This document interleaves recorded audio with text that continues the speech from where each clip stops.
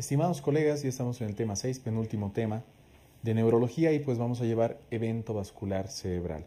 Es un tema bastante importante y necesitamos conocer los conceptos más importantes, clasificarlos, distinguirlos para poder abordar las preguntas del día del examen y además conocer muy bien este tema. ¿Qué es un evento vascular cerebral? Pues será un evento de repercusión neurológica que se produce por la afectación. Esta afectación neurológica va a ser focal o puede ser global, pues por el compromiso vascular que ha existido, ya sea de carácter arterial o ya sea de carácter venoso, ¿no? Vamos viendo.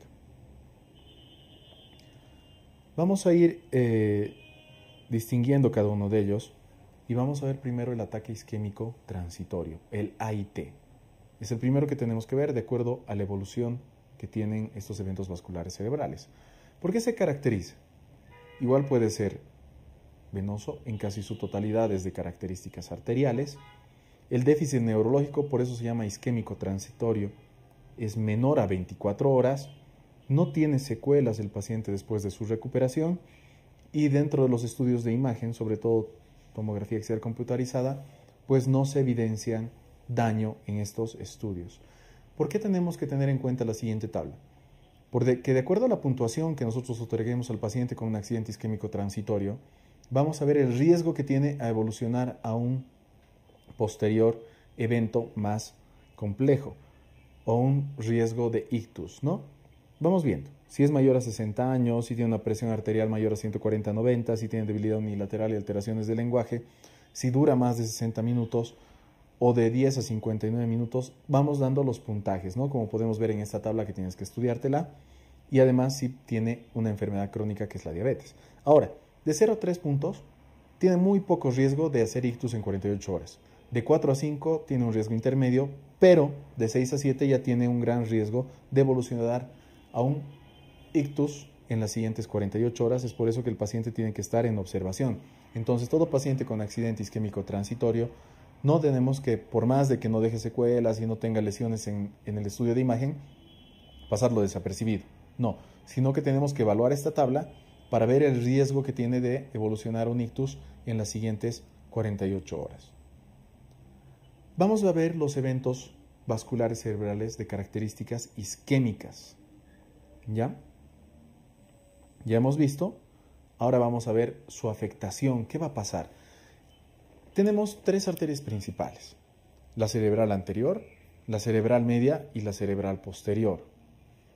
De esas tres arterias principales que nosotros tenemos, que van a estar irrigando todo este sistema nervioso, bueno, de las principales me estoy refiriendo, ¿no? La cerebral anterior, sobre todo, se encarga de la parte motora y sensitiva de los miembros inferiores. La cerebral media se va a encargar de la parte motora y sensitiva de los miembros superiores. Además, que también del control del área de Wernicke y de Broca, o sea, de la parte sensitiva y motora. También tiene que ver con la parte auditiva, por eso cuando se lesiona tiene alucinaciones auditivas. Y la cerebral posterior se encarga de todo el área talámica y de la corteza visual. Sabiendo eso, ¿a dónde va a ir a afectar ese émbolo, trombo, lo que sea que esté ocluyendo, o vasoespasmo, o lo que sea que esté produciendo este accidente o evento vascular cerebral isquémico? Pues va a repercutir. Por ejemplo, ¿qué pasa si afecta la arteria cerebral anterior? Como se encarga de la parte motora y sensitiva, tenemos que ver, o sea, de la parte motora y sensitiva contralateral, ¿no? Del otro lado del cuerpo. ¿Qué pasará? Se ha tapado ese vaso sanguíneo. Entonces, ¿qué va a haber? Va a haber, obviamente, parestesias, parálisis espástica contralateral de los miembros inferiores dentro de la parte motora. O va a haber una hemihipoestesia, o sea, falta de la sensibilidad, también de la parte contralateral, pero de los miembros inferiores, porque se está afectando la arteria cerebral anterior. Como hay un área encargada de los reflejos arcaicos, del mutismo, de la bulia y demás, también se presenta esta, porque es en el área prefrontal que también está irrigando la arteria cerebral anterior. Entonces, mutismo, abulia, reflejos arcaicos. ¿Qué pasa si se va a ocluir la irrigación de la arteria cerebral media? Pues lo mismo. ¿Qué afecta a la arteria cerebral media? Los miembros superiores. Entonces, ¿qué habrá? Una parálisis espástica contralateral de los miembros inferiores, una hemihipoestesia contralateral también de los miembros superiores. Si afecta al área de Wernicke y de Broca, ¿qué habrá? Una afasia de Broca, una afasia de Wernicke.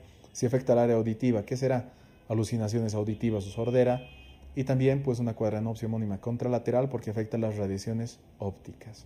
Ahora, ¿Qué pasa si se afecta la arteria cerebral posterior? Ya hemos visto la media, y ahora, ¿qué pasa si se afecta la arteria cerebral posterior?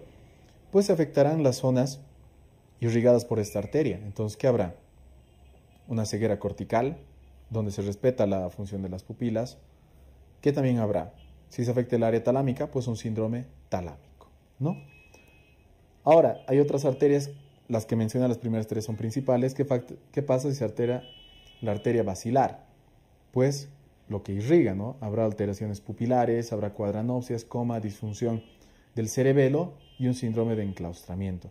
¿Qué pasa si se afecta la arteria cerebelar netamente? Nistagmo, ataxia, dismetría, disdiadococinesia. ¿Qué es la disdiadococinesia? Es la incapacidad que tiene una persona para realizar movimientos alternos, como por ejemplo flexión-extensión, son movimientos alternos, o pronosupinación. Entonces no se puede realizar los movimientos alternos con rapidez. Y eso nos orientaría a una afectación del cerebelo, no solamente la disartria, el vértigo, etcétera, sino también este signo, ¿no?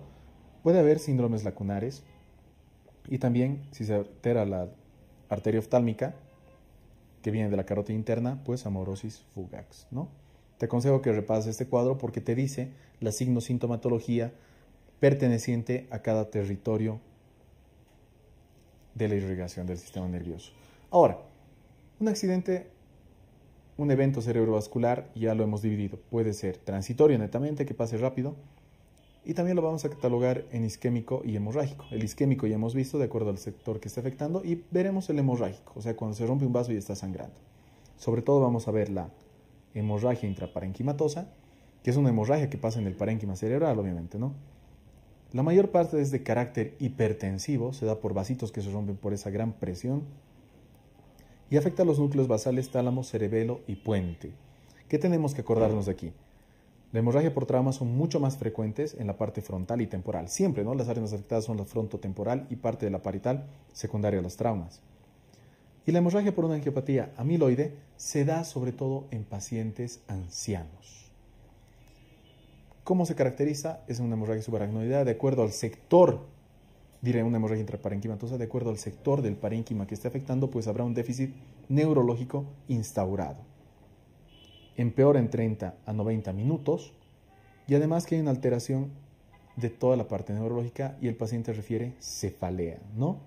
Y como hemos dicho, la clínica neurológica depende del sector que esté afecto. Otro evento vascular cerebral importante de características hemorrágicas es la hemorragia subaracnoidea. Es la ruptura de esas arterias que están en el espacio subaracnoideo. ¿Qué va a pasar? Es un cuadro clínico típico, son pacientes sobre todo de sexo femenino, que dicen que tienen una cefalea intensa. Ya antes de que se produzca la ruptura del vaso, refieren tener una hemorragia de características intensas. Presentan náuseas, presentan vómitos. Cuando esos pacientes con hemorragia subaracnoidea refieren náuseas y vómitos, es un indicativo de que los aneurismas están creciendo. Y luego se produce la ruptura de los mismos, ¿no? Una vez que se rompe, pues va a aparecer la cefalea de características intensas. Y el paciente pierde la conciencia y aparecen los signos meningios, ¿no? Esa rigidez de nuca. ¿Cómo evidenciamos? Pues es un sangrado profundo. Vamos continuando con el avance y vamos a ver cómo se realiza el diagnóstico en estos pacientes. Tenemos que hallar factores de riesgo.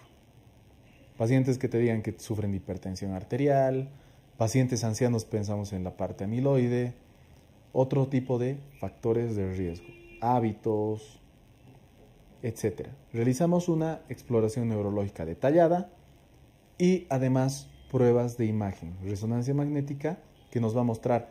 La resonancia magnética muestra muy bien todas las estructuras anatómicas del sistema nervioso y el TAC con contraste si es que sospechamos de aneurismas. Ahora, el tratamiento tenemos que garantizar una adecuada perfusión del sistema nervioso. Tenemos que dar volumen, mantener una presión arterial elevada. Tenemos que manejar el edema cerebral, ya sea por la parte de la hiperventilación o haciendo eliminar líquidos. Hiperventilación para disminuir el edema, manitol, diurético osmótico. Si es isquémico, tenemos que valorar el uso de trombolíticos Si es hemorrágico, tenemos que valorar la solución quirúrgica. Si es una hemorragia intraparenquimatosa, se ha observado que la administración del factor 7A contribuye mucho en el pronóstico y evolución de estos pacientes. Si es hemorragia subaracnoidea, se debe prevenir de que no se repita la rotura, tratamiento quirúrgico si es abordable el mismo, y además que estos pacientes como consecuencia tienen muchos vasoespasmos y se previenen los mismos con el uso del nimodipino, ¿no? Hemos podido ver que abordar este tema de evento vascular cerebral es mucho más sencillo si nos hacemos ideas claras. ¿Qué es un accidente isquémico transitorio? ¿Cuál es su manejo? ¿Cómo deben que catalogarlo? Y ver la escala, si es que va a evolucionar o no un ictus en 48 horas. Luego, accidente vascular o evento vascular cerebral de características hemorrágicas. Saber cuáles son las arterias principales y qué pasa si es que se ocluye una u otra y cómo tengo que tratarlas. Y los accidentes o eventos vasculocerebrales de características hemorrágicas, lo propio, ¿no? Recuerda muy bien, sobre todo la hemorragia intraparenquimatosa y también la secundaria a una hemorragia subaracnoidea. Nos vemos en un siguiente y último tema del área de neurología.